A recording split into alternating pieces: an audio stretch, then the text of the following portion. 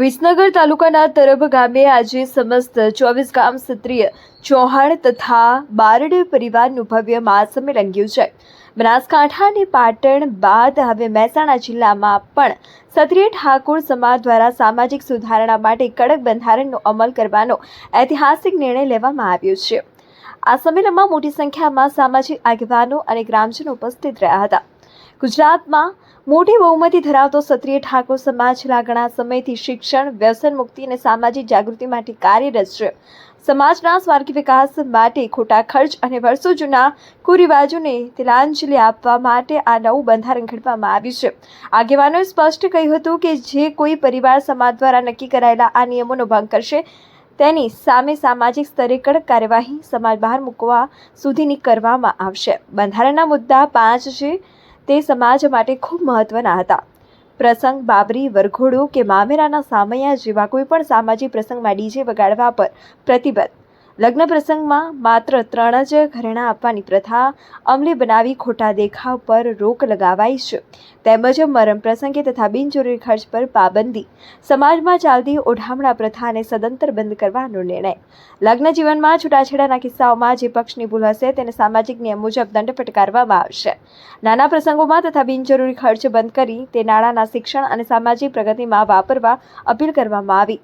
આ મહાસંમેલન દ્વારા 24 ગામ ચૌહાણ અને બારડ પરિવારે એક મંચ પર આવી એકતાનું ઉદાહરણ પૂરું પાડ્યું છે. સામાજિક આગેવાનોના મતે આ બંધારણથી મધ્યમ અને ગરીબ પરિવારો પર આવતો આર્થિક બોજો ઘટશે અને નવી પેઢીના શિક્ષણ માટે વધુ તકો ઊભી થશે. શિવાજી તરફ આજે તરફ ગામ મુકામે જે વડીલો, યુવાનો અને આગેવાનોથી જે બંધારણ કરવામાં આવ્યું છે એ બંધારણના મુખ્ય 15 મુદ્દા છે. એ મુદ્દામાં હું જોઉં તો પ્રથમ સગાઈ મુદ્દો, સગાઈ પ્રસંગ, પછી ખરીદી કરવા બાબતનો, કન્યા પક્ષના લગ્ન પ્રસંગો, એમાં ખાસ 3 દાગીનાનું બંધારણ કરવામાં આવ્યું છે. પછી વર પક્ષના લગ્ન પ્રસંગે એમાં પણ ખાસ 3 દાગીનાનું બંધારણ કરવામાં આવ્યું છે. બીજા અન્ય જે ખર્ચાઓ છે, મહેંદી રસમ, હલ્દી રસમ, એવા ખોટા ખર્ચાઓ દૂર કરીને આ બંધારણ લેવામાં આવ્યું છે. ત્યારબાદ મામેરાનો જે બંધારણ લેવામાં આવે છે મુદ્દો, એમાં 50 વ્યક્તિઓ જવું એવું બંધારણમાં લેવામાં આવ્યું છે. ત્યારબાદ પરજાન, શ્રીમંત પ્રસંગ, જૈન, જન્મદિવસ, બાબરી, આવા પ્રસંગો લેવામાં આવે છે. આ પ્રસંગોમાં જે ખોટા ખર્ચાઓ થાય છે એ ખોટા ખર્ચાઓને દૂર કરી અને એક સામાજિક આર્થિક વૃદ્ધિ થાય એનો પ્રયાસ કરવામાં આવ્યો છે. ત્યારબાદ મરણ પ્રસંગ છે. મરણ પ્રસંગમાં 12મા પ્રથા સદંતર બંધ કરવામાં આવી છે. ત્યારબાદ ગામડા બેસાડવા બાબતનો પ્રસંગ છે. આ પ્રસંગમાં જે અફીણ, ગુર્રા કે અન્ય વ્યસનો હતા એ સદંતર બંધ કરવામાં આવ્યા છે. છૂટાછેડા બાબતનો મુદ્દો હતો એ સમાજના લેવલ બંધારણ પ્રમાણે એની યોગ્ય કાર્યવાહી થશે. ત્યારબાદ મુખ્ય મુદ્દો જે હતો ડીજેનો, આ ડીજેના મુદ્દામાં સદંતર અમુક પ્રસંગોમાં સદંતર બંધ કરવામાં આવ્યું છે. અને ધાર્મિક પ્રસંગો, માતાજીની પ્રતિષ્ઠા હોય કે આવા જે સામાજિક ધાર્મિક પ્રસંગો, એમાં સાઉન્ડ સિસ્ટમ મૂકીને રાસ ગરબા કરવાની છૂટ આપવામાં આવી છે. અને આ 15 મુદ્દા સમાજના આગેવાનો, યુવાનો, વડીલોએ ચિંતન મંથન કરીને આ આજે 15/3/2026ના રોજ એક બંધારણ બહાર પાડવામાં. બંધારણનો અમલ કેવી રીતે કરાવશો?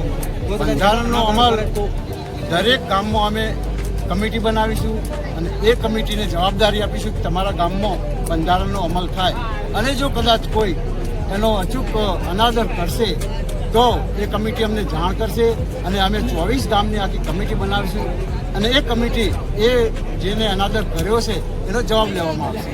અને એ જે સમાજ હશે એને એ દંડ કે જે સજા કરશે એને ભોગવવી પડશે.